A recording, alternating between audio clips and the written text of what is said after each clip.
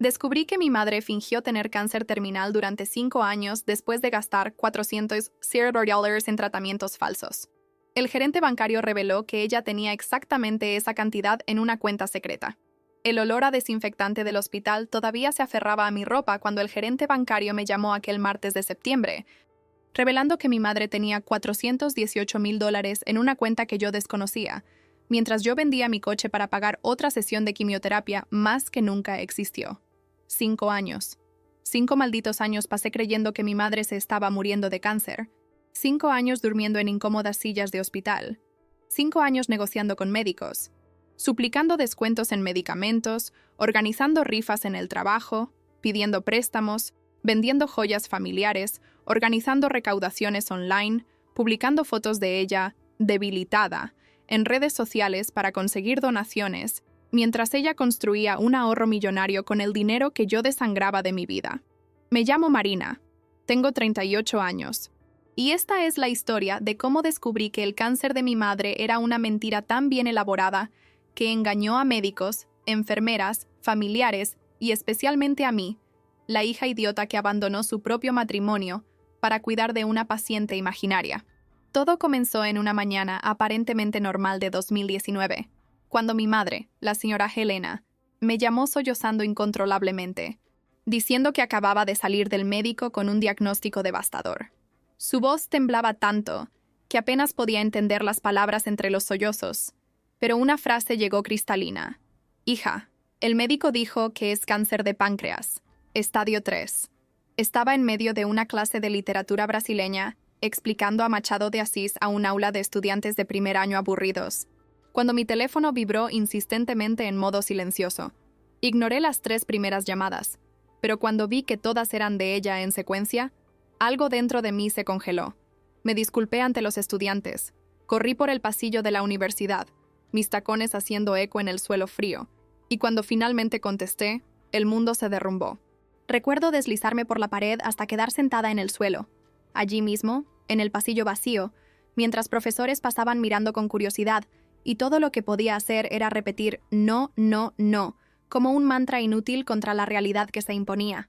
Esa misma tarde dejé todo y corrí a su casa, encontrándola acostada en la cama, pálida, temblorosa, con papeles médicos esparcidos por la mesita de noche, análisis de sangre, tomografías, resonancias magnéticas, informes complejos llenos de términos técnicos que no entendía, pero que parecían terriblemente reales.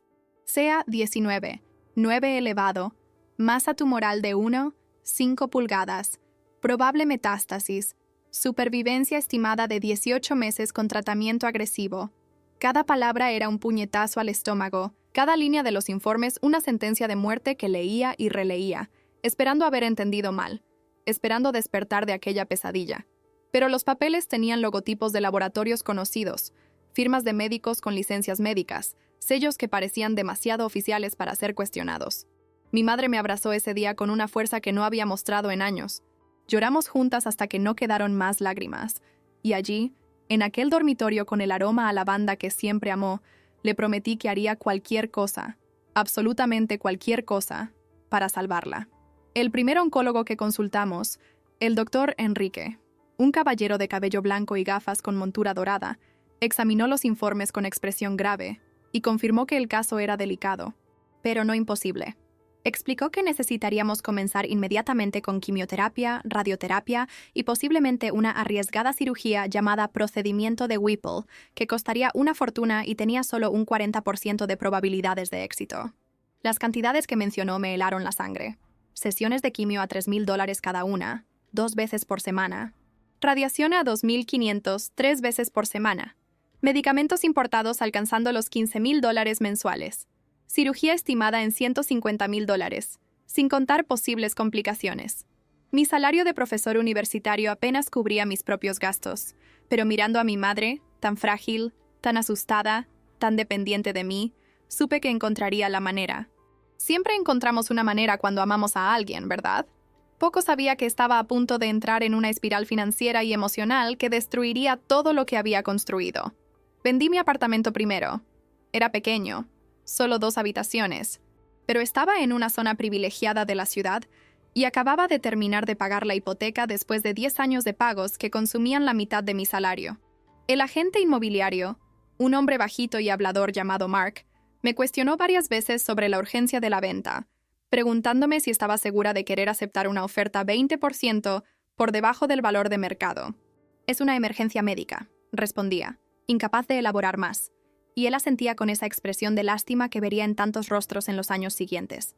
Con el dinero de la venta, logré cubrir los primeros 3 meses de tratamiento y aún alquilar un pequeño apartamento cerca del hospital, donde mi madre tendría sus sesiones. Era un lugar sombrío, con daños por agua en el techo y vecinos ruidosos, pero estaba a solo 15 minutos a pie de la clínica de oncología y eso era todo lo que importaba en ese momento. Las primeras sesiones de quimioterapia fueron un infierno para el que ninguna película o libro puede realmente prepararte.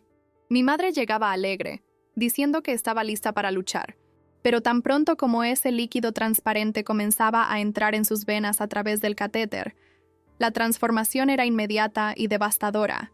Náuseas violentas que ninguna medicación podía controlar completamente, debilidad extrema que la dejaba incapaz de levantarse de la cama durante días, dolorosas llagas en la boca que hacían imposible comer algo sólido. Pasé noches sin dormir sosteniendo la palangana mientras vomitaba bilis amarillenta, limpiando el sudor frío de su frente, tratando de convencerla de tomar al menos unos sorbos de agua de coco. Su cabello comenzó a caerse en la tercera semana, primero unos mechones en la almohada, luego manojos enteros en el desagüe de la ducha, hasta que una mañana me pidió, con lágrimas en los ojos, que afeitara lo que quedaba. Lo hice en el baño del apartamento alquilado, con una máquina prestada por el vecino, y lloré tanto que apenas podía ver lo que estaba haciendo. Fue cuando se acabó el dinero del apartamento que las cosas realmente comenzaron a desmoronarse. Solicité un préstamo en el banco donde había tenido una cuenta durante 15 años, pero el monto aprobado solo cubría 2 meses de tratamiento. Mi hermano Roberto, que siempre se jactaba de ser un empresario exitoso, dijo que estaba pasando por dificultades financieras y solo podía contribuir con $5,000, una cantidad que ni siquiera cubría una semana de medicamentos. Comencé a dar clases particulares después del trabajo en la universidad, llegando a casa a las 11 de la noche exhausta, solo para encontrar a mi madre llorando de dolor, suplicando por morfina que el seguro médico no cubría. Pedro, mi esposo en ese momento, trató de ser comprensivo, pero después de 6 meses durmiendo solo porque yo pasaba las noches en el hospital, comenzó a quejarse de que estaba descuidando nuestro matrimonio. «Tu madre tiene otros hijos». «Marina», decía irritado, mientras yo preparaba otra comida para llevar al hospital. «¿Por qué todo el peso tiene que caer sobre ti?» Pero ¿cómo explicar que mi hermano apenas contestaba el teléfono, que la tía Carmen vivía en otra ciudad, que mi padre había muerto hace 10 años y que mi madre solo me tenía a mí? El divorcio llegó en el 2.º año de tratamiento, entregado en fríos papeles por un notificador mientras estaba en medio de una reunión con la trabajadora social del hospital, rogando por un descuento en las sesiones de radioterapia. Pedro no pidió nada más que su libertad. Dijo que entendía mi situación pero no podía vivir así más, casado con alguien que existía solo para cuidar a su madre enferma. Firmé los papeles sin siquiera leerlos correctamente, mi mente demasiado ocupada calculando cuánto podría obtener vendiendo mi anillo de bodas y el anillo de compromiso que había pertenecido a su abuela.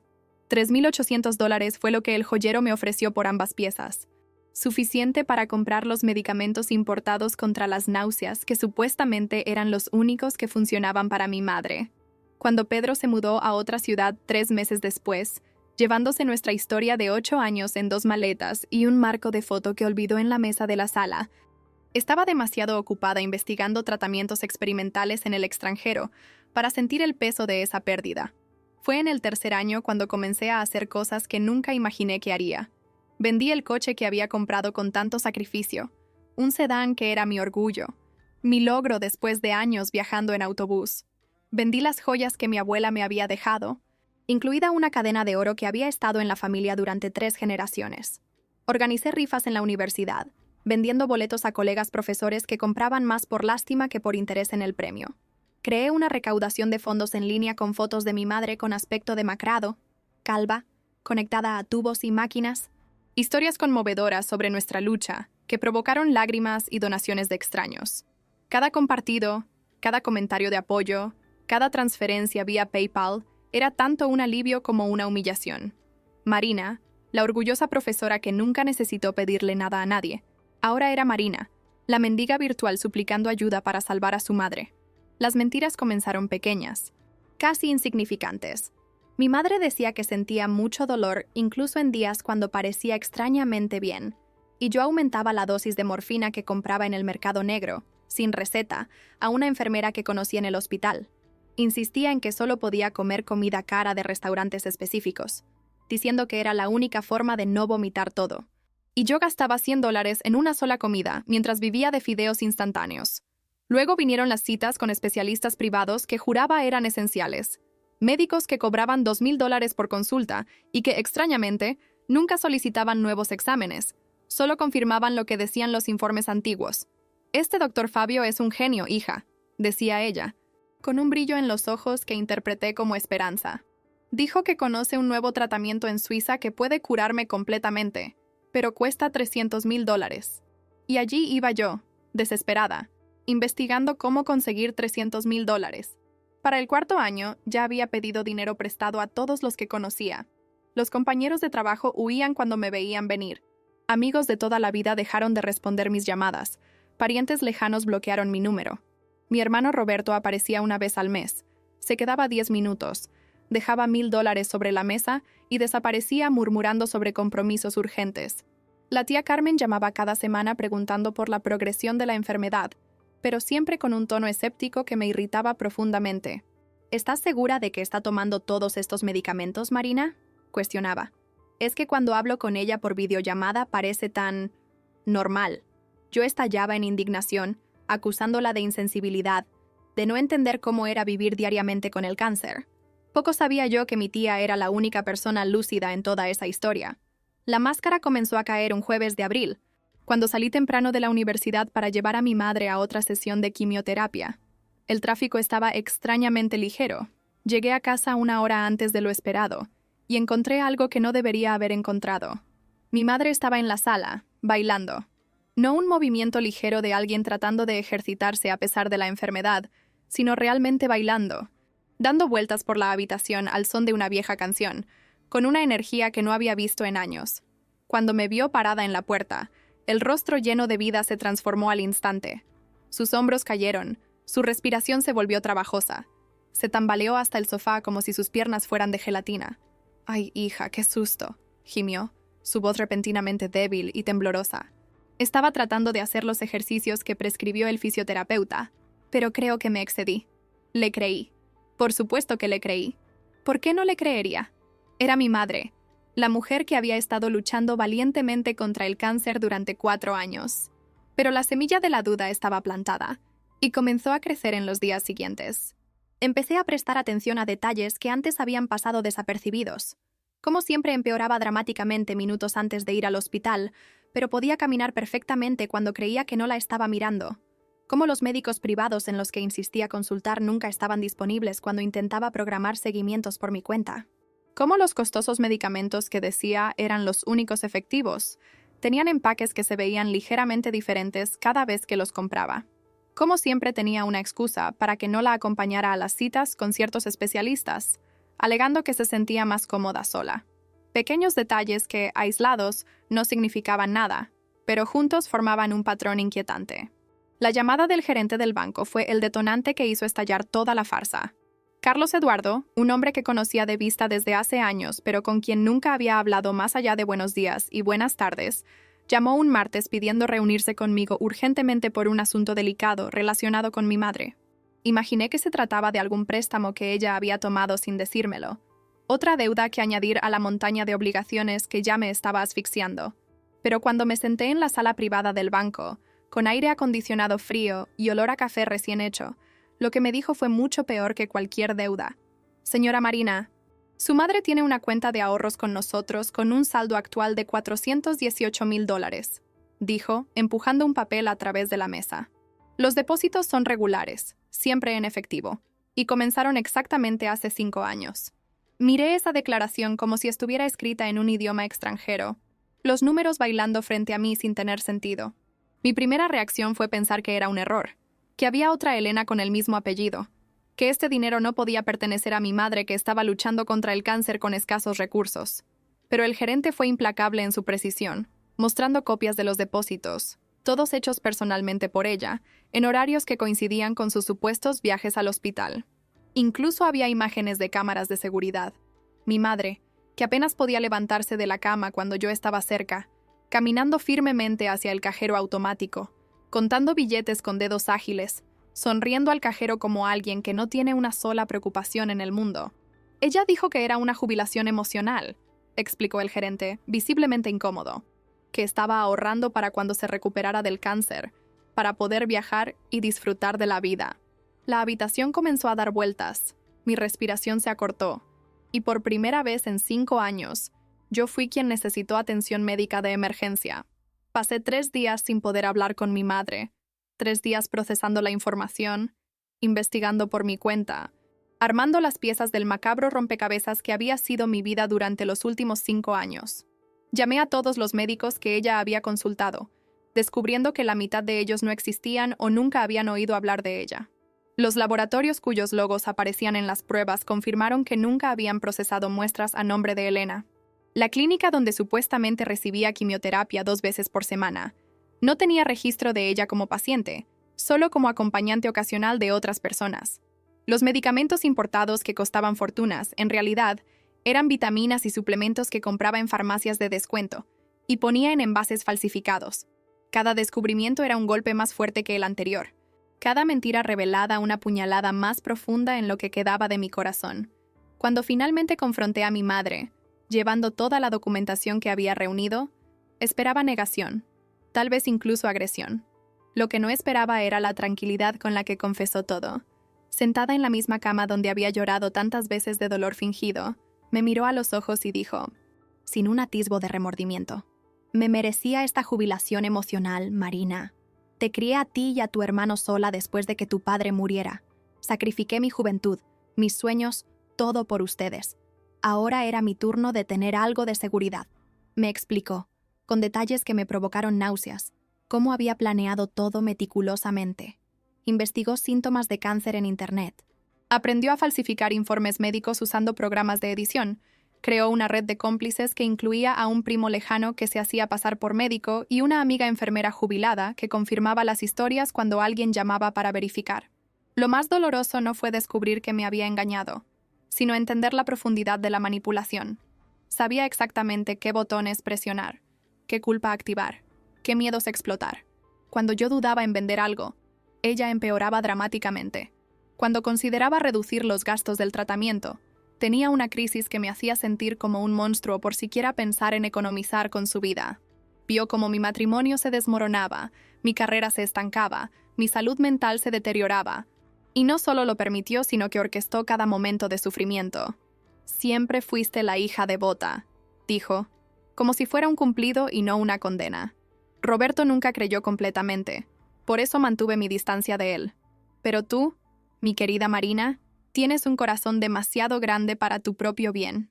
Demandé a mi madre por fraude, malversación y una serie de otros delitos que el abogado, irónicamente mi ex esposo Pedro, que accedió a ayudarme por lástima, dijo que podíamos probar. El juicio fue un circo mediático. La historia de la madre que fingió cáncer durante 5 años se volvió viral en las redes sociales, y me convertí tanto en una víctima como en una broma nacional. Los comentarios cuestionaban cómo podía ser tan ingenua, cómo no noté señales tan obvias, cómo una profesora universitaria fue engañada por trucos tan aficionados. Perdí mi trabajo en la universidad porque la institución alegó que la repercusión negativa estaba dañando su imagen. Perdí amigos que estaban avergonzados de estar asociados conmigo.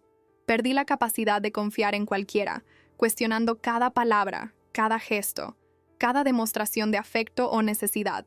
Mi madre fue sentenciada a 5 años de prisión, pero debido a su edad y alegatos de problemas psicológicos, obtuvo arresto domiciliario con un monitor de tobillo.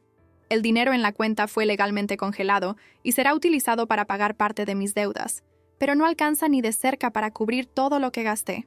Todavía debo $140,000 en préstamos, sin contar los intereses que siguen acumulándose. Vivo en una habitación alquilada en la parte trasera de una casa. Doy tutorías a niños de primaria para sobrevivir y tomo 3 tipos diferentes de medicamentos para la ansiedad y la depresión. Mi hermano Roberto desapareció por completo, se mudó a otro estado e incluso cambió su número de teléfono. La tía Carmen intenta mantener el contacto, Pero nuestras llamadas telefónicas siempre están cargadas con ese «te lo dije» no expresado que hace de cada conversación un ejercicio de tortura. A veces me despierto en medio de la noche en pánico, pensando que olvidé darle los medicamentos, que está en el hospital sola necesitándome, que estoy siendo una hija negligente. Me toma unos segundos recordar que todo era una mentira, que el cáncer nunca existió, que los 5 años de sacrificio fueron para nada. En esos momentos lo que más duele no es la ira o la sensación de traición, sino el enfermizo anhelo por el tiempo en que creía que estaba haciendo lo correcto. Había un propósito noble en mi sufrimiento, una razón elevada para cada pérdida, cada sacrificio, cada lágrima. Ahora, todo lo que queda es el vacío de saber que destruí mi vida por una ficción, que interpreté el papel de hija devota en un teatro grotesco, donde era la única que no sabía que estaba actuando. Lo peor de todo, lo que me corroe cada día como un ácido lento e implacable, es que parte de mí todavía la ama. Todavía extraño las tardes en el hospital, por absurdo que parezca, porque al menos allí sabía quién era. La hija que cuidaba de su madre enferma. Había una identidad clara, un rol definido, un guión a seguir. Ahora, a los 38 años, divorciada, endeudada, desempleada, con una reputación destruida y la confianza hecha pedazos, ya no sé quién soy. ¿Marina, la profesora? Murió cuando vendí todo para el tratamiento. ¿Marina, la esposa? Murió cuando elegía madre sobre marido. ¿Marina, la hija devota? Nunca existió realmente. Fue solo un personaje en una obra enferma escrita y dirigida por una mujer que confundió el amor maternal con el derecho a la explotación. La semana pasada, recibí una carta suya desde la casa donde cumple su arresto domiciliario. No era una disculpa ni un intento de explicación, sino una nueva petición. Ahora está realmente enferma. Necesita medicamentos para la presión arterial alta y la diabetes. ¿Podría ayudarla solo una vez más? Rompí la carta en pedazos diminutos. Cada desgarro una pequeña venganza. Cada trozo una liberación. Pero más tarde, sola en mi habitación alquilada, reuní los pedazos e intenté pegarlos, mis manos temblando, las lágrimas desdibujando la tinta. Porque esta es la verdad más patética de todas. Incluso sabiendo que todo fue una mentira, incluso con toda la destrucción que causó, parte de mí todavía quiere creer que esta vez, quizás esta vez, está diciendo la verdad. Y es exactamente esta esperanza estúpida y persistente, esta incapacidad para aprender del dolor, lo que me hace entender que algunas prisiones no están hechas de barrotes, sino de amor mal dirigido y culpa que nunca debió ser nuestra. El gerente del banco llamó exactamente a las 2:43 de la tarde, ese lluvioso martes de septiembre, cuando yo estaba en el pasillo del hospital, sosteniendo una palangana para vómitos mientras mi madre supuestamente sufría otra devastadora sesión de quimioterapia que nunca ocurrió realmente. La voz profesional y cautelosa de Carlos Eduardo cortó a través del ruido constante de las máquinas hospitalarias y las conversaciones amortiguadas de enfermeras que circulaban por los pasillos blancos y asépticos, anunciando un descubrimiento que transformaría instantáneamente 5 años de sacrificio extremo en 5 años de humillación absoluta. Mi madre Elena tenía $418,000 escondidos en una cuenta de ahorros secreta que había estado alimentando religiosamente con depósitos mensuales durante todo el periodo en que fingía estar muriendo de cáncer terminal. Me llamo Marina, tengo 38 años. Soy profesora universitaria que abandonó absolutamente todo en la vida para cuidar de una madre que convirtió la falsificación médica en una jubilación emocional de millonaria. Y esta es la devastadora historia de cómo descubrí que cada lágrima que derramé, cada centavo que gasté, cada noche de insomnio que pasé junto a una cama de hospital, formaban parte de una macabra obra teatral, donde era simultáneamente el público ingenuo y la patrocinadora involuntaria. Lo peor no fue descubrir que me había engañado, sino entender la profundidad de la manipulación. Ella sabía exactamente qué botones pulsar, qué culpa activar, qué miedos explotar. Cuando yo dudaba en vender algo, ella empeoraba dramáticamente. Cuando consideraba reducir los costos del tratamiento, tenía una crisis que me hacía sentir como un monstruo por siquiera pensar en economizar con su vida. Vio cómo mi matrimonio se desmoronaba, mi carrera se estancaba, mi salud mental se deterioraba, y no solo lo permitió, sino que orquestó cada momento de sufrimiento. Siempre fuiste la hija devota, dijo, como si fuera un cumplido en lugar de una sentencia. Roberto nunca lo creyó del todo. Por eso mantuve mi distancia de él. Pero tú, mi querida Marina, tienes un corazón demasiado grande para tu propio bien. Demandé a mi madre por fraude, malversación y una serie de otros delitos que el abogado, irónicamente, mi exmarido Pedro, que accedió a ayudarme por lástima, dijo que podríamos probar. El juicio fue un circo mediático. La historia de la madre que fingió cáncer durante 5 años se viralizó en redes sociales, y me convertí simultáneamente en víctima y broma nacional. Los comentarios cuestionaban cómo podía ser tan ingenua, cómo no noté señales tan obvias, cómo una profesora universitaria fue engañada por trucos tan amateurs. Perdí mi trabajo en la universidad porque la institución alegó que la publicidad negativa estaba dañando su imagen. Perdí amigos que estaban avergonzados de asociarse conmigo. Perdí la capacidad de confiar en cualquiera, cuestionando cada palabra, cada gesto, cada demostración de afecto o necesidad. Mi madre fue condenada a 5 años de prisión, pero debido a su edad y alegaciones de problemas psicológicos, consiguió arresto domiciliario con un monitor de tobillo. El dinero en la cuenta fue congelado por orden judicial y será utilizado para pagar parte de mis deudas, pero no se acerca a cubrir todo lo que gasté. Todavía debo $140,000 en préstamos, sin contar los intereses que siguen acumulándose. Vivo en una habitación alquilada en la parte trasera de una casa. Doy tutorías a niños de primaria para sobrevivir y tomo 3 tipos diferentes de medicamentos para la ansiedad y depresión. Mi hermano Roberto desapareció completamente. Se mudó a otro estado e incluso cambió su número de teléfono. La tía Carmen intenta mantenerse en contacto, pero nuestras llamadas telefónicas siempre están cargadas con ese «te lo dije» no expresado que hace que cada conversación sea un ejercicio de tortura. A veces me despierto en medio de la noche en pánico, pensando que olvidé darle sus medicamentos, que está en el hospital sola necesitándome, que soy una hija negligente. Me toma unos segundos recordar que todo fue una mentira, que el cáncer nunca existió, que los 5 años de sacrificio fueron por nada.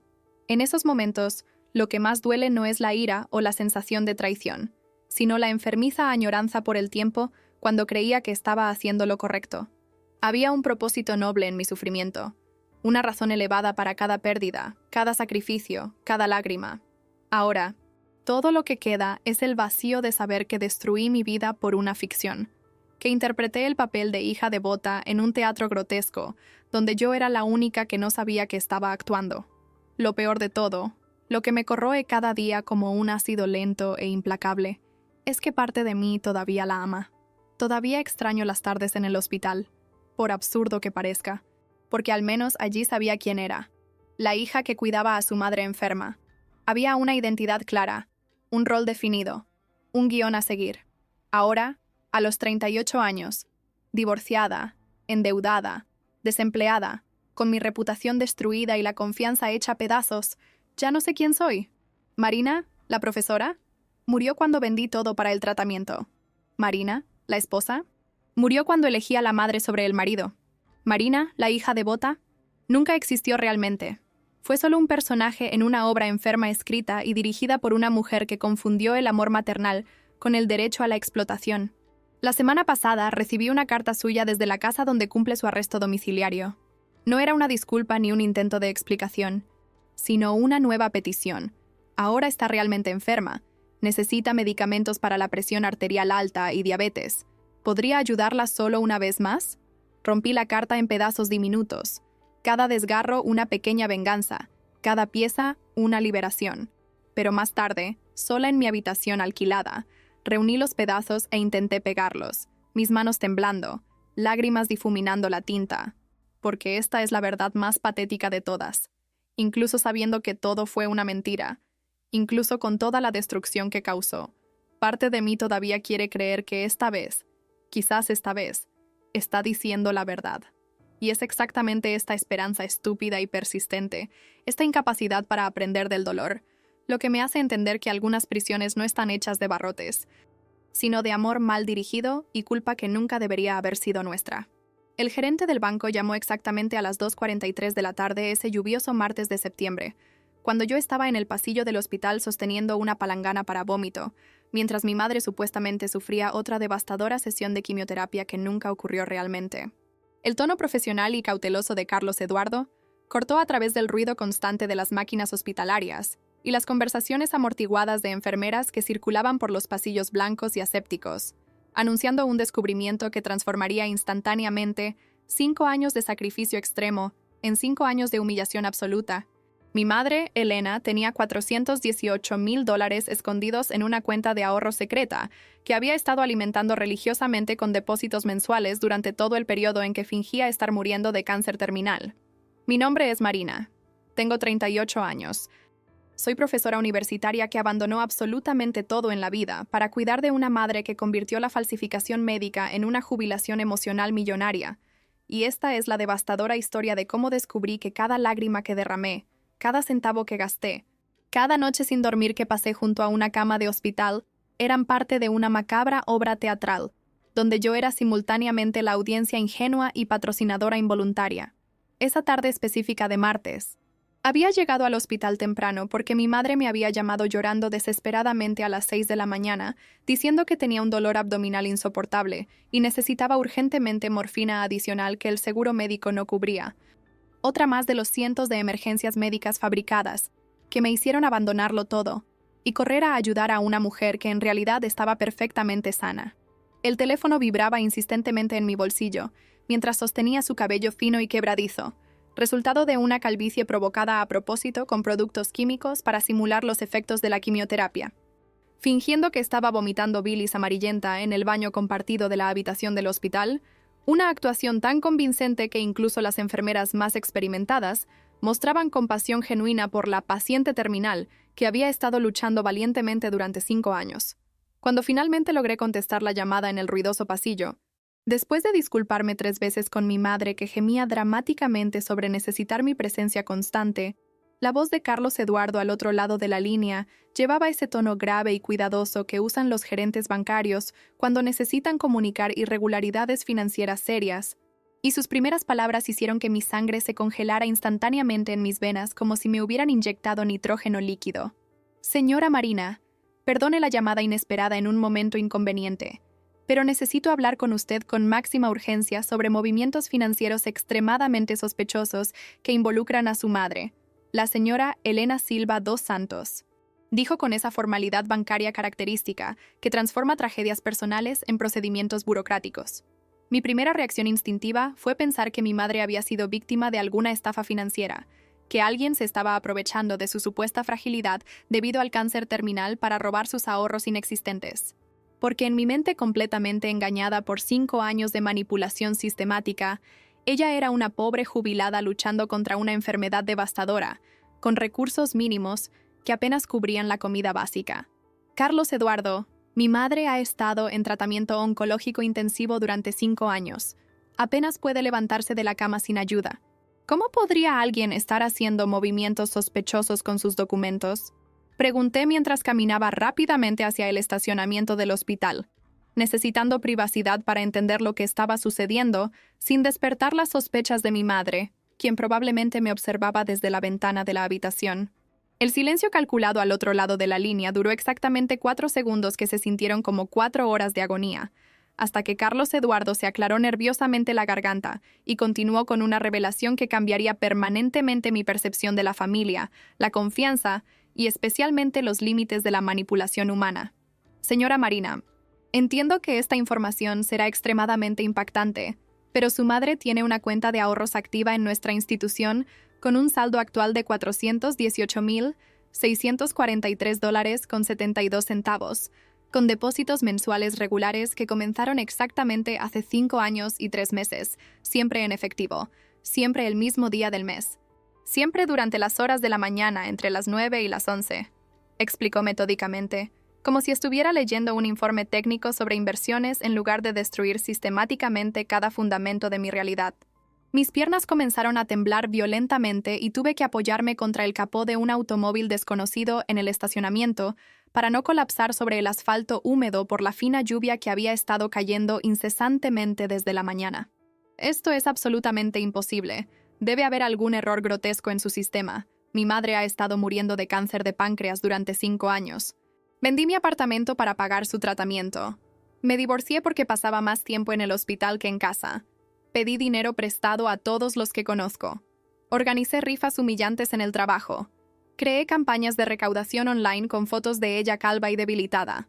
Mi voz salía en fragmentos entrecortados, mientras mi cerebro intentaba desesperadamente procesar información que simplemente no tenía sentido dentro de la narrativa que había vivido religiosamente durante los últimos 1825 días. Carlos Eduardo mantuvo el profesionalismo inquebrantable, típico de alguien que ha presenciado numerosas tragedias financieras familiares, pero su voz transmitía compasión genuina cuando sugirió que viniera personalmente a la sucursal del banco para verificar documentos que probarían inequívocamente que mi madre había transformado mi sufrimiento en beneficio sistemático. Los 15 minutos de conducción hasta la sucursal principal del banco en el centro se transformaron en un viaje psicológico a través de 5 años de recuerdos que ahora necesitaban ser reexaminados, bajo una nueva luz devastadora. Cada recuerdo de las crisis médicas de mi madre, cada momento de desesperación compartida, cada abrazo empapado de lágrimas. Todo comenzaba a parecer una actuación teatral meticulosamente ensayada.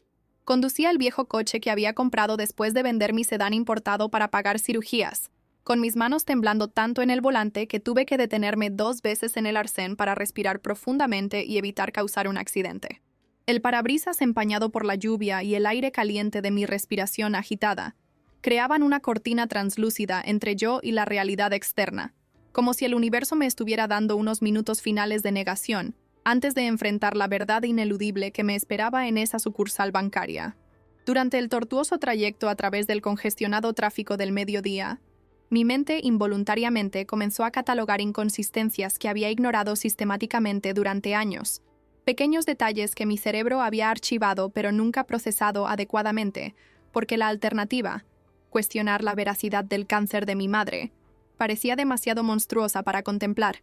Recordé cómo ella siempre mejoraba milagrosamente cuando yo amenazaba con reducir el gasto en costosos tratamientos experimentales, cómo sus crisis más severas coincidían perfectamente con momentos en que mostraba cualquier resistencia financiera, cómo insistía en citas con médicos específicos que nunca permitían mi presencia durante los exámenes. Pero ¿cómo podría una hija cuestionar a una madre que lloraba de dolor, que vomitaba después de supuestas sesiones de quimioterapia, que tenía informes médicos con sellos oficiales y firmas de especialistas reconocidos? Carlos Eduardo me recibió personalmente en la entrada de la sucursal, un hombre de mediana edad impecablemente vestido con un traje azul marino que contrastaba drásticamente con mi aspecto destruido, ropa arrugada por pasar días en el hospital, cabello despeinado recogido en un moño descuidado, profundas ojeras que delataban años de noches sin dormir preocupándome por la salud de alguien que nunca estuvo enferma. Me condujo discretamente por la sala principal, abarrotada de clientes realizando transacciones rutinarias, personas normales viviendo vidas normales sin imaginar el drama devastador que estaba a punto de desarrollarse en esa sala de reuniones privada, con paredes de cristal esmerilado. Señora Marina, he preparado toda la documentación relevante para nuestra conversación, pero primero debo advertirle que el contenido puede ser extremadamente perturbador considerando la situación que describió por teléfono, dijo mientras abría cuidadosamente una carpeta de cuero marrón llena de extractos bancarios, comprobantes de depósito y, especialmente, fotografías de cámaras de seguridad que documentaban cada una de las visitas de mi madre al banco. El primer documento que colocó sobre la mesa pulida fue un estado detallado que mostraba el historial completo de la cuenta desde que se abrió 5 años atrás. Cada depósito meticulosamente registrado, siempre cantidades entre $3 y $8,000, siempre en efectivo, siempre realizados personalmente por la titular de la cuenta. Las fechas de depósito creaban un patrón revelador cuando se cruzaban con mi propia memoria. 2 días después de vender mi coche, $6,000 depositados. Una semana después de obtener un préstamo personal de $15,000, $7,500 depositados. 3 días después de la campaña online que recaudó $20,000, $10,000 depositados. Era como si ella hubiera calculado precisamente cuánto podía desviar de cada fuente sin despertar sospechas, siempre manteniendo la narrativa de que los tratamientos consumían mucho más de lo que yo podía recaudar. Pero esto es imposible, completamente imposible. Acompañé a mi madre a todas las citas médicas. Estuve con ella durante las sesiones de quimioterapia. Vi con mis propios ojos los efectos secundarios devastadores. Sostuve su mano mientras gritaba de dolor. Protesté con voz ahogada, todavía intentando desesperadamente encontrar alguna explicación alternativa que preservara la imagen de la madre sufriente que había construido en mi mente. Carlos Eduardo entonces mostró las imágenes de las cámaras de seguridad, fotografías de alta resolución que mostraban a mi madre entrando a la sucursal con pasos firmes y postura erguida, sonriendo a los empleados, rellenando formularios con manos perfectamente estables, absolutamente nada parecido a una paciente terminal sometida a tratamiento agresivo de quimioterapia. En varias imágenes llevaba pañuelos coloridos en la cabeza que reconocí inmediatamente, regalos que había comprado para ayudar con la autoestima durante la calvicie por quimio, pero debajo de los pañuelos estratégicamente atados se podían ver mechones de cabello perfectamente sano. La revelación más devastadora llegó cuando Carlos Eduardo mostró un documento específico que mi madre había completado al abrir la cuenta, donde necesitaba declarar la procedencia de los fondos. En el campo para esta información, escrita con su inconfundible caligrafía que conocía desde la infancia, estaba la frase que se grabaría permanentemente en mi memoria como un epitafio de nuestra relación. Jubilación emocional, recursos propios de ahorros familiares. Había descrito literalmente su esquema fraudulento con precisión cínica, transformando mi sufrimiento emocional en una categoría contable, mi devoción filial en una fuente de ingresos, mi amor incondicional en jubilación anticipada. La señora Elena les dijo a nuestros empleados que estaba ahorrando recursos para cuando se recuperara del tratamiento médico, que era una forma de motivarse para seguir luchando contra la enfermedad, explicó Carlos Eduardo, claramente incómodo por ser el mensajero de esta tragedia familiar. Las lágrimas que corrían por mi rostro en ese momento no eran solo de tristeza, sino de una rabia profunda y primitiva que nunca había experimentado antes, una furia nacida de la súbita comprensión de que cada momento de sufrimiento de los últimos 5 años había sido meticulosamente orquestado por la persona que debería protegerme del mal, no ser la fuente del mismo. Recordé todas las veces que me salté comidas para comprar medicamentos caros, las noches durmiendo en incómodas sillas de hospital mientras ella fingía crisis de dolor, mi matrimonio destruido porque Pedro no soportaba verme marchitar cuidando a una paciente terminal, los amigos que se distanciaron cansados de escuchar sobre tratamientos y pronósticos sombríos. Cada recuerdo ahora llevaba el peso adicional de la traición, transformando recuerdos que eran dolorosos pero nobles en evidencia de manipulación psicológica tan cruel que rayaba en el sadismo. Necesito confrontar a mi madre inmediatamente. Necesito mirarla a los ojos y escuchar de su propia boca la confirmación de esta monstruosidad, declaré, poniéndome bruscamente de pie, pero mis piernas temblaron y tuve que apoyarme en la mesa para no caer. Carlos Eduardo sugirió que esperara, consultara a un abogado, me preparara emocionalmente para la confrontación, pero yo estaba más allá del consejo racional. 5 años de mi vida habían sido robados. Mi identidad como hija devota se había construido sobre una elaborada mentira, y necesitaba respuestas inmediatas, aunque destruyeran por completo lo que quedaba de mi cordura. El viaje de regreso al hospital fue un borrón de semáforos ignorados, bocinazos irritados de otros conductores, y una furiosa determinación que suprimía temporalmente el shock emocional.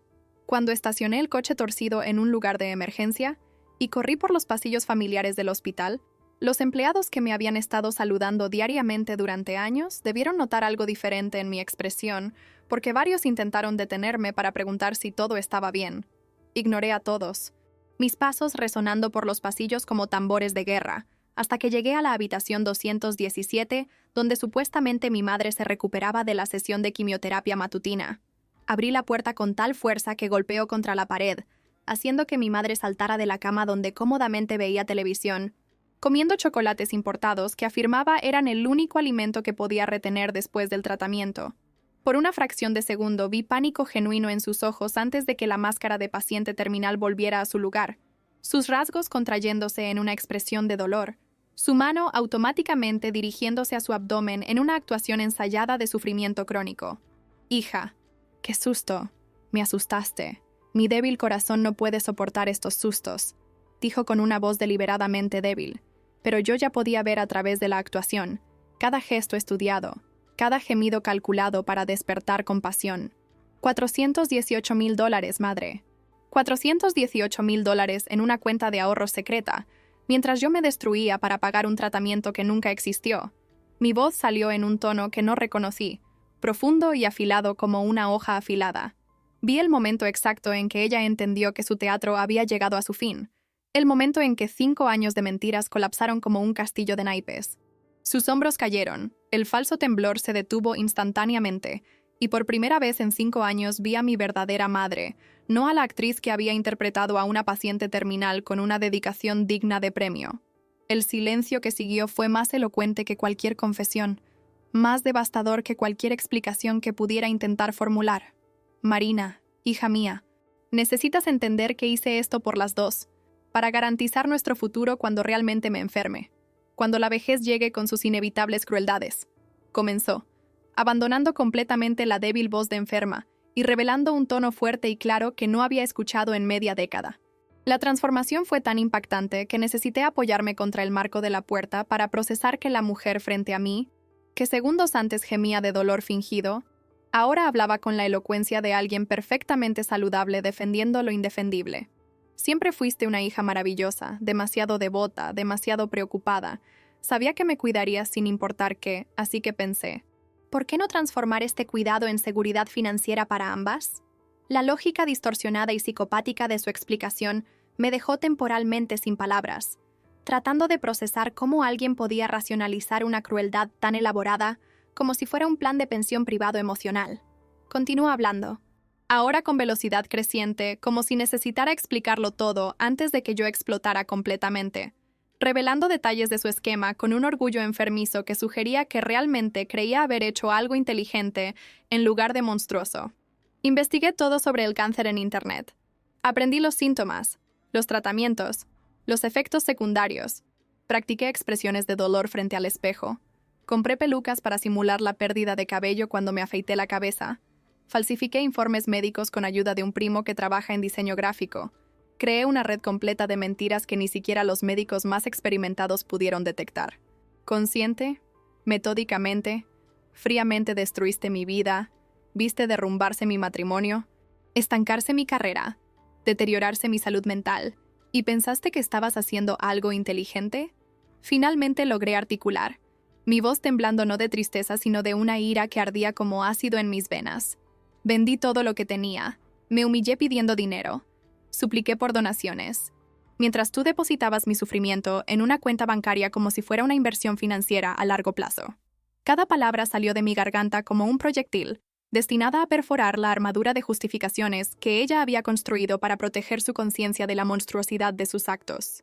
Mi madre intentó acercarse, extendiendo sus manos hacia mí en un gesto que miles de veces me había conmovido durante los últimos 5 años, pero que ahora solo intensificaba mi repulsión.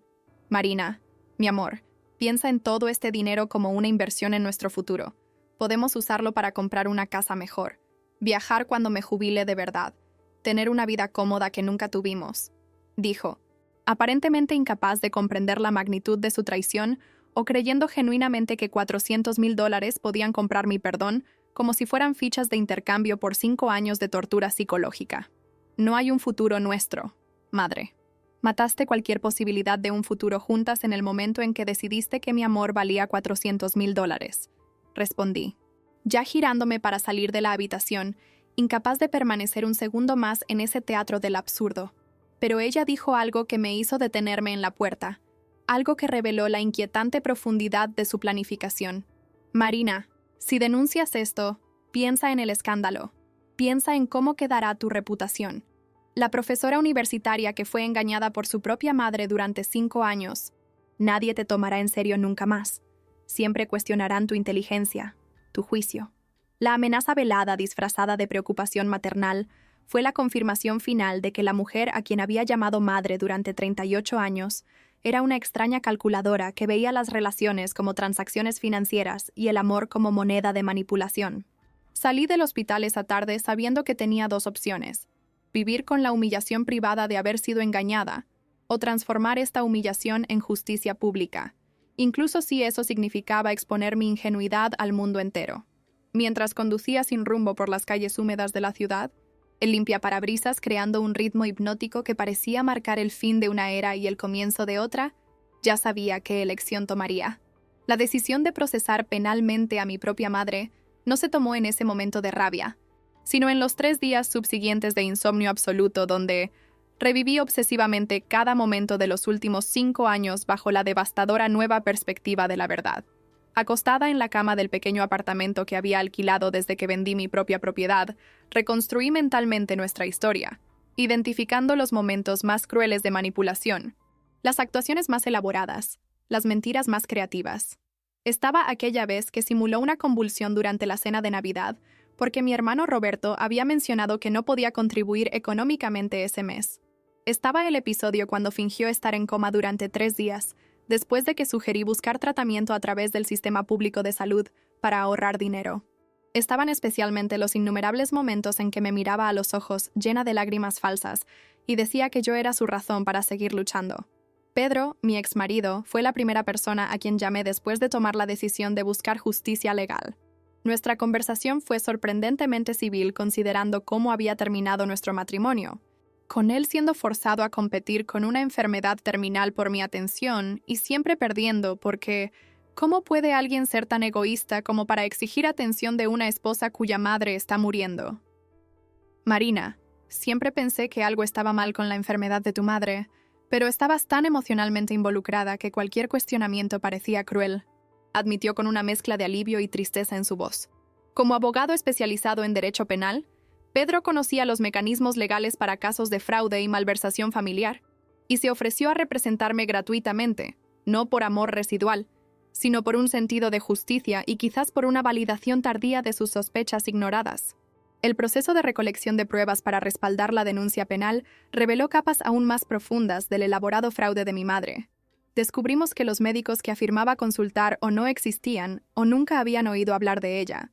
Los laboratorios cuyos logotipos aparecían en los informes falsificados confirmaron que nunca habían procesado pruebas a nombre de Elena Silva dos Santos. Las facturas de medicamentos costosos eran falsificaciones impresionantemente detalladas, pero los números de serie no correspondían a ningún lote real.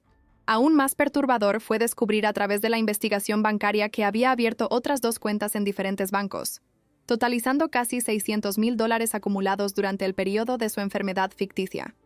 Mi hermano Roberto, cuando finalmente le conté la verdad, tuvo una reacción que no esperaba.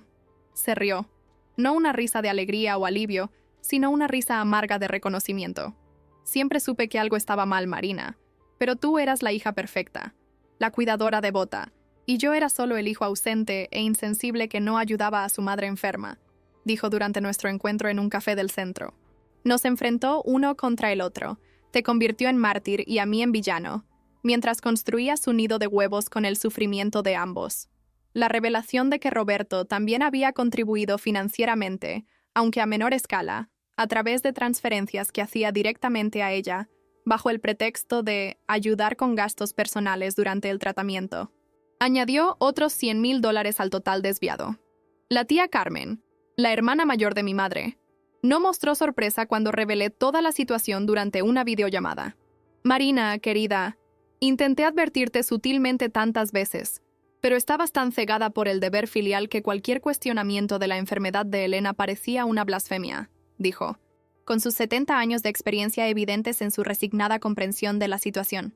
Tu madre siempre fue así, desde la infancia, capaz de fingir enfermedades para faltar a la escuela, inventar tragedias para llamar la atención, manipular situaciones para su propio beneficio, pero nunca imaginé que sería capaz de mantener una mentira tan elaborada durante tanto tiempo, especialmente contra su propia hija.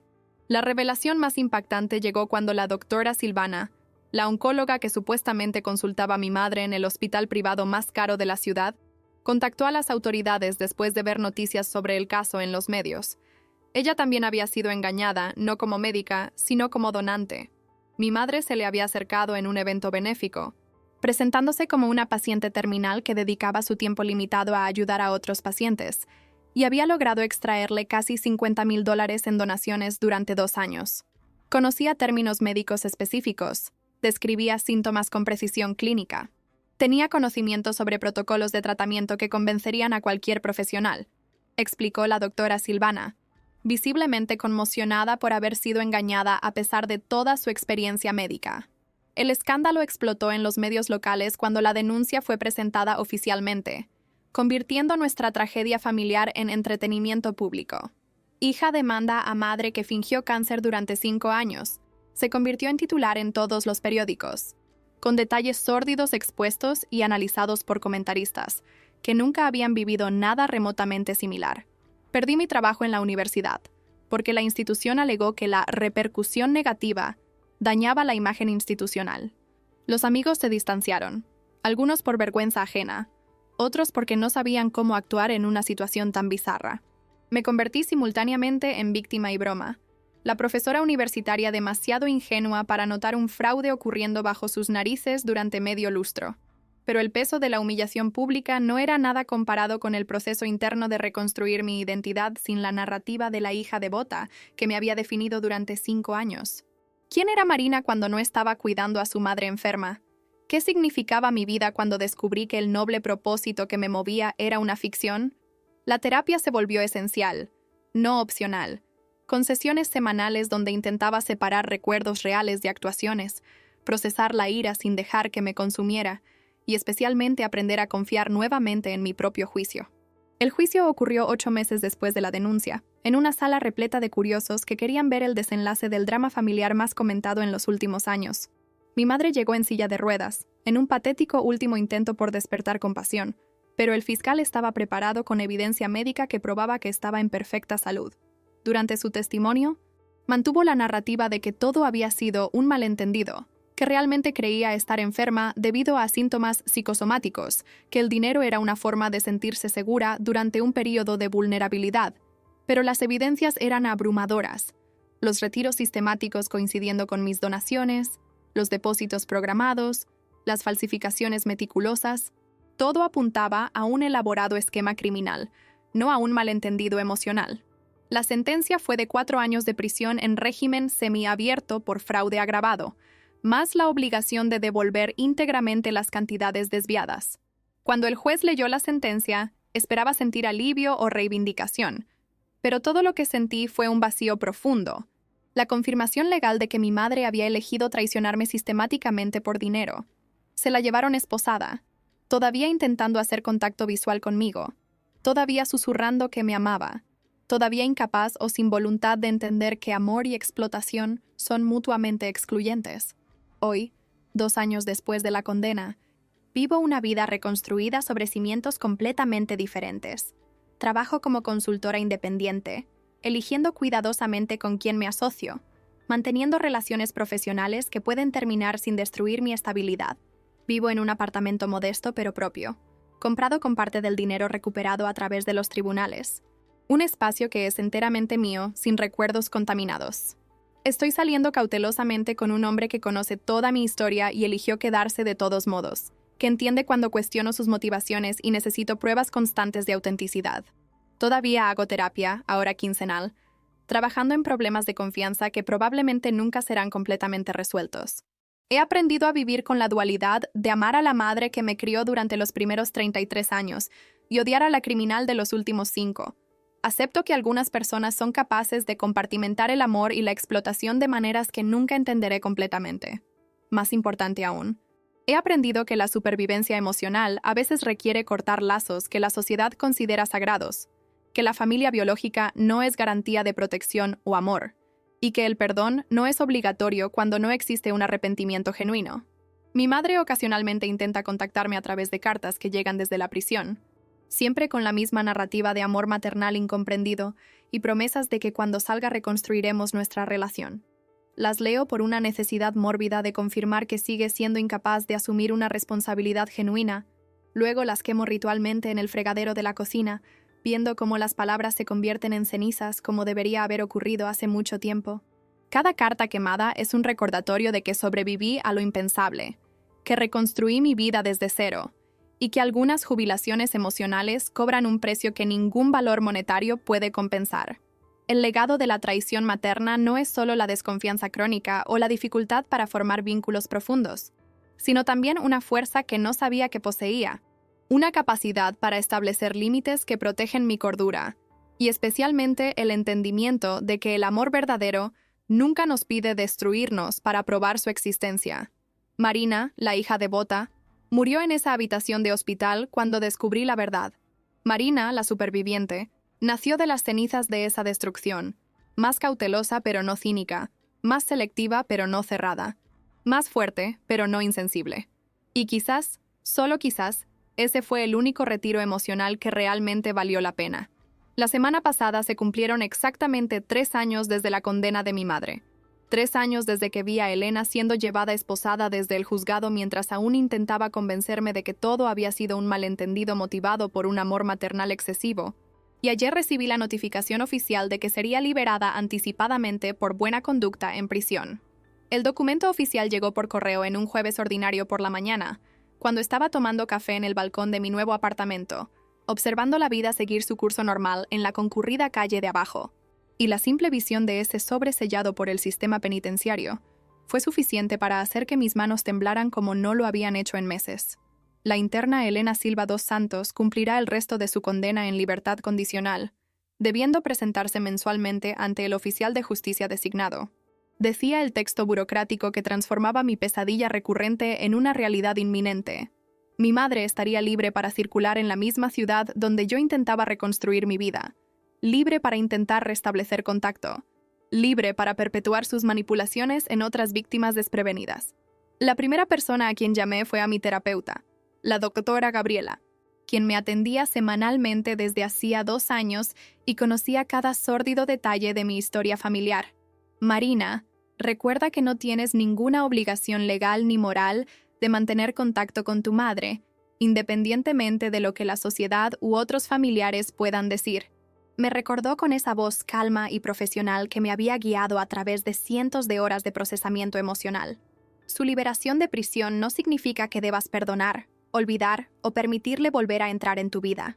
Has ganado tu paz mental con mucho esfuerzo y tienes todo el derecho de proteger ese logro.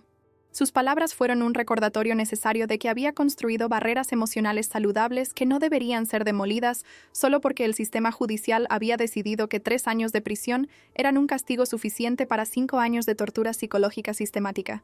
Esa misma tarde, mientras intentaba concentrarme en el trabajo de consultoría que estaba desarrollando para una empresa de arquitectura sostenible, mi teléfono sonó mostrando un número desconocido de la zona donde se ubicaba el penitenciario femenino. Sabía, con absoluta certeza, que era ella llamando, probablemente desde un teléfono público o prestado, tratando de hacer un primer contacto antes de ser oficialmente liberada.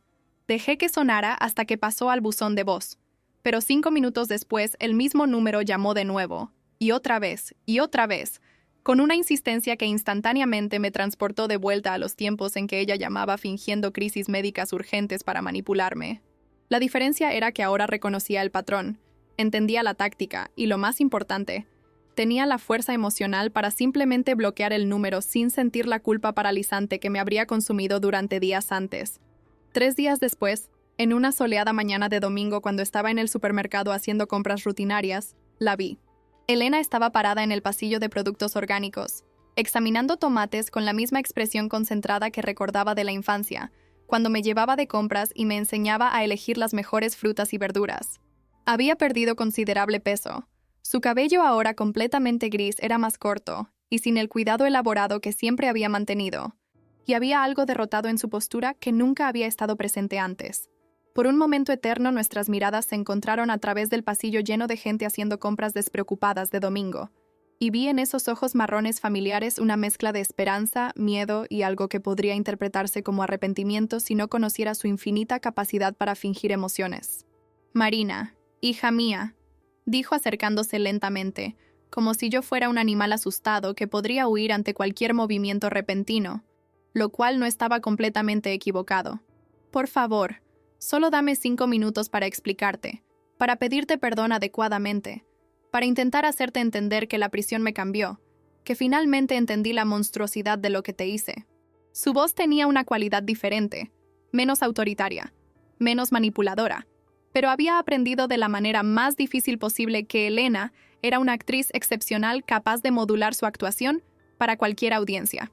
No, madre, no hay explicación, disculpa o entendimiento que pueda deshacer 5 años de tortura psicológica sistemática, respondí, manteniendo mi voz firme a pesar del huracán emocional que su presencia física despertaba.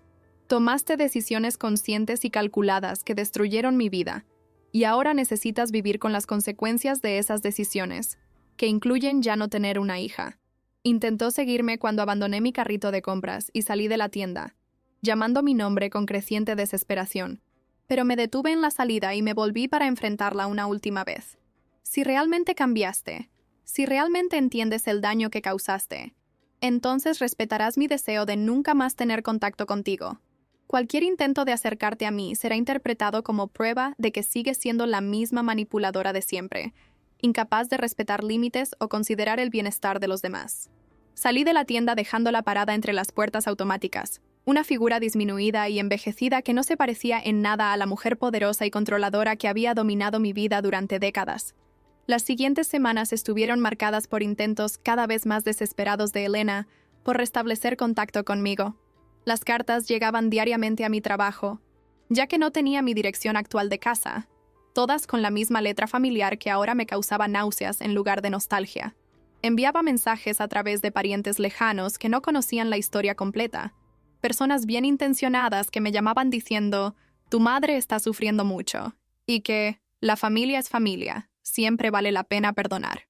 Cada uno de estos intentos de intermediación me obligaba a revivir la historia traumática, explicar nuevamente por qué había cortado contacto, justificar mi decisión de autopreservación ante personas que nunca podrían entender realmente la profundidad de la traición que había sufrido.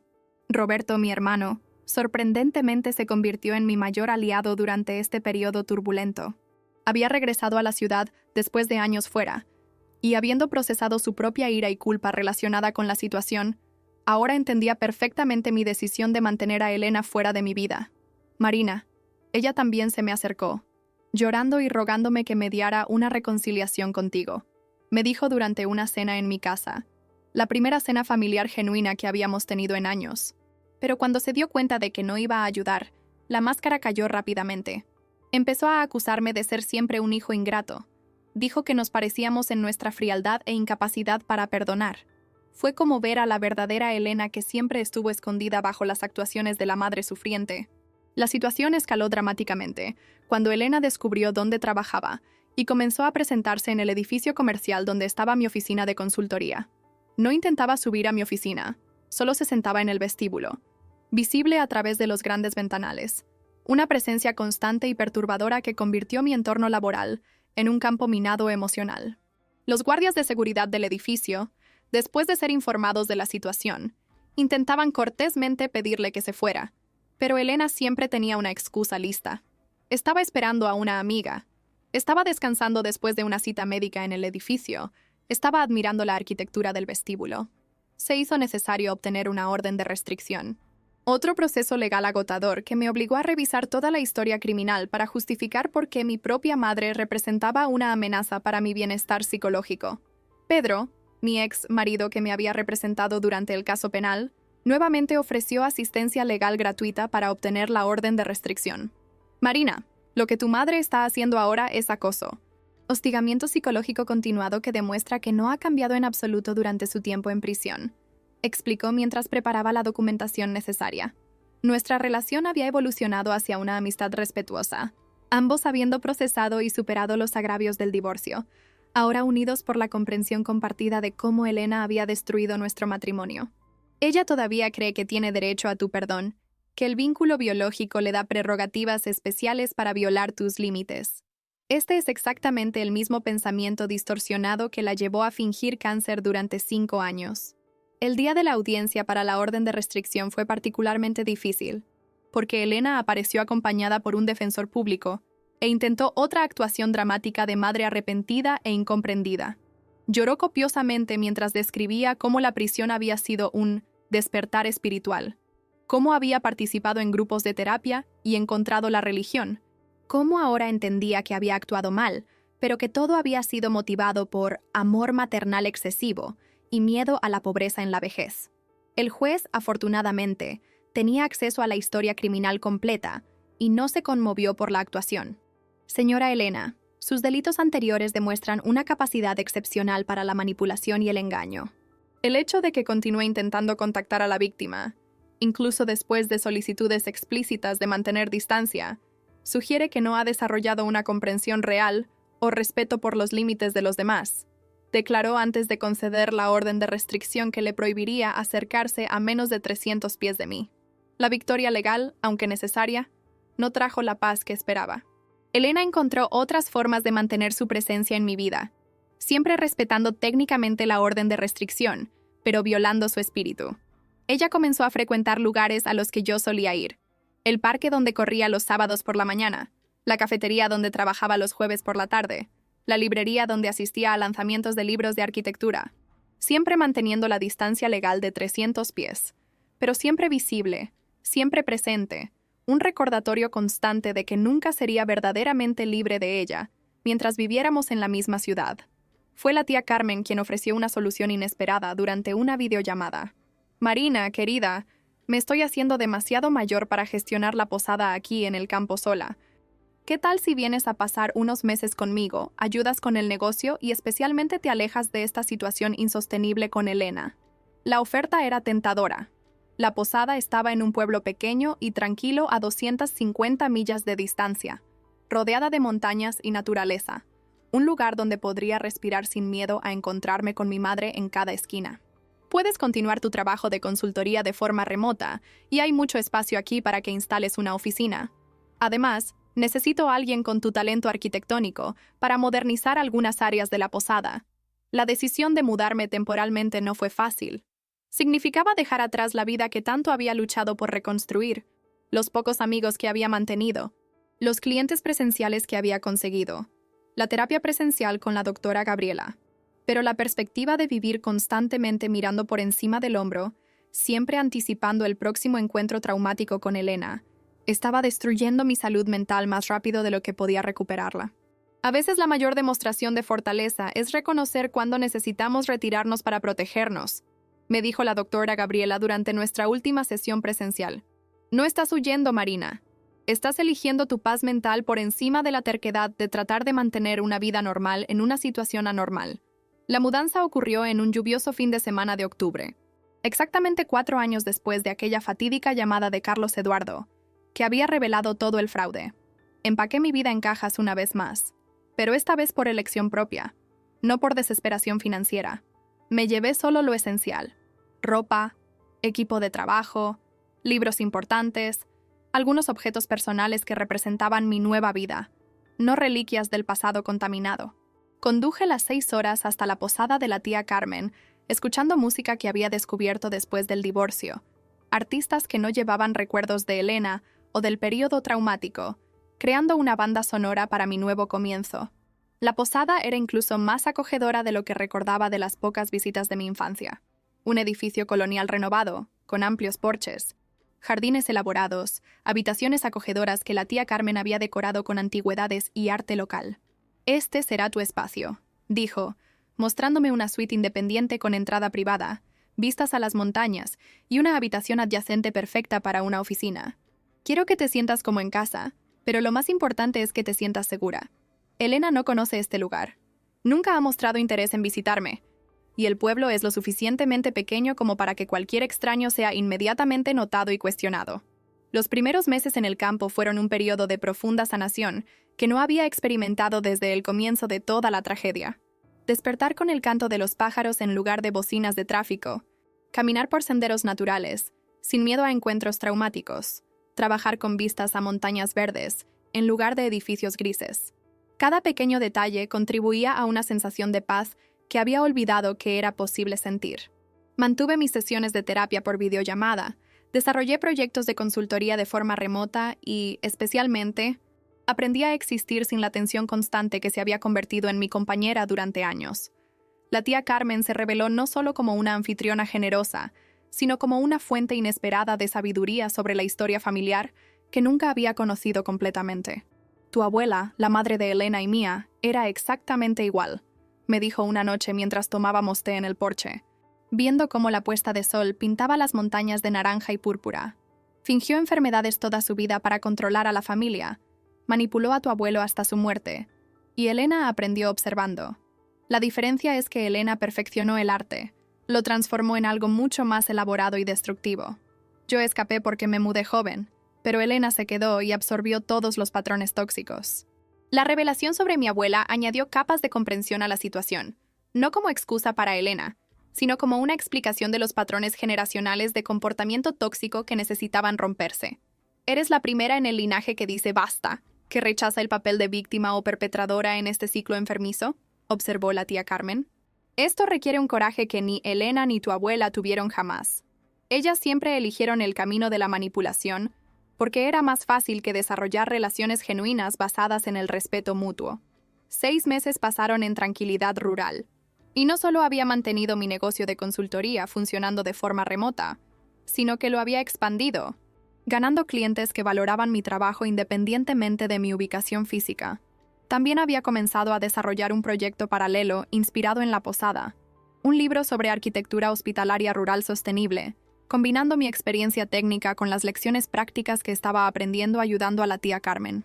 Era un trabajo que me energizaba, que me recordaba por qué había elegido la arquitectura inicialmente, para crear espacios que mejoraran la vida de las personas, no solo estructuras funcionales.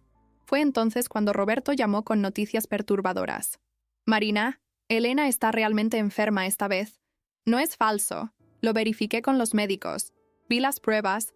Asistí a las citas. Es insuficiencia renal crónica. Necesita diálisis 3 veces por semana y eventualmente necesitará un trasplante. La irónica morbidez de la situación no pasó desapercibida. La mujer que había fingido una enfermedad terminal durante 5 años, ahora enfrentaba una enfermedad real potencialmente fatal. Roberto continuó. Ella no me pidió que te lo dijera. De hecho, me prohibió buscarte. Solo te llamo porque pensé que deberías saberlo, para tomar cualquier decisión que necesites con información completa. La noticia me lanzó a una espiral emocional compleja, para la que ni siquiera años de terapia me habían preparado. Una parte de mí sentía una oscura satisfacción con la justicia poética de la situación. La mentirosa médica ahora realmente enferma, experimentando el sufrimiento que había fingido durante tanto tiempo. Otra parte, una parte que no podía silenciar completamente, sentía algo parecido a la compasión, no por la criminal que había destruido mi vida, sino por el ser humano enfrentando la mortalidad real. No tienes absolutamente ninguna obligación de hacer nada con esta información, me recordó la doctoresa Gabriela durante una sesión de emergencia. El hecho de que ahora esté enferma no borra los crímenes que cometió. No invalida tu derecho a mantener distancia. No crea una deuda moral que necesites pagar. Decidí no actuar sobre la información. No romper el silencio que había establecido. No ofrecer ayuda o perdón motivado por la culpa sobre una enfermedad que no era mi responsabilidad. Elena había tomado decisiones que resultaron en consecuencias, y una de esas consecuencias era enfrentar problemas de salud sin el apoyo de la hija que había traicionado. Roberto me mantenía informada esporádicamente, no a petición mía, sino por su propia necesidad de compartir el peso de ser el único hijo presente. Ella había conseguido un lugar en la lista de trasplantes,